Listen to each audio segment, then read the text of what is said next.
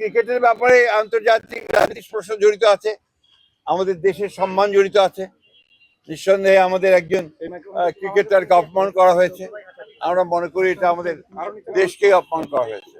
সেই ক্ষেত্রে আমি মনে করি ক্রিকেট কন্ট্রোল বোর্ডের যে সিদ্ধান্ত, সেই সিদ্ধান্তের সঙ্গে আমরা একমত, কিন্তু একই সঙ্গে আবার এটাও মনে করি যে ছোটখাটো বিষয়গুলো নিয়ে অল্প জনের মধ্যেই সমাধান করাই হচ্ছে বেটার। না, আমি গতকালই সেটা তো বলেছি আপনাদের, আপনারা নিশ্চয়ই দেখেছেন যে আমরা এটাতে খুব উদ্বিগ্ন, কনসার্ন। বিশেষ আমি মনে করি এটা সরকারের একটা ব্যর্থতাই বলবো যে তারা অস্ত্র উদ্ধার করতে পারেনি, এবং এখন পর্যন্ত আইন শৃঙ্খলা পরিস্থিতি সেই রকম একটা উন্নত হয়েছে বলে আমার কাছে মনে হয় না।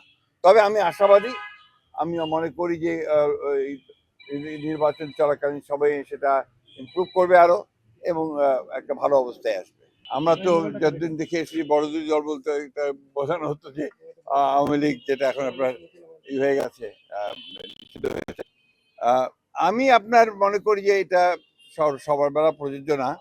আমরা জনগণের কাছে যাচ্ছি, পরীক্ষিত রাজনৈতিক দল বিএনপি। আপনার এই দেশে যা কিছু ভালো সবকিছু কিন্তু বিএনপি অর্জন, এবং যে সংস্কার আপনার একদলীয় গণতন্ত্র থেকে বহুদলীয় গণতন্ত্রে আসা, আপনার প্রেসিডেন্সিয়াল ফর্ম থেকে পার্লামেন্টারি ফর্মে আসা, মুক্ত আপনার সংবাদ পত্রের স্বাধীনতাকে নিশ্চিত করা, বিচার বিভাগের স্বাধীনতাকে নিশ্চিত করা, সবই বিএনপি করেছে, অতীতে করেছে।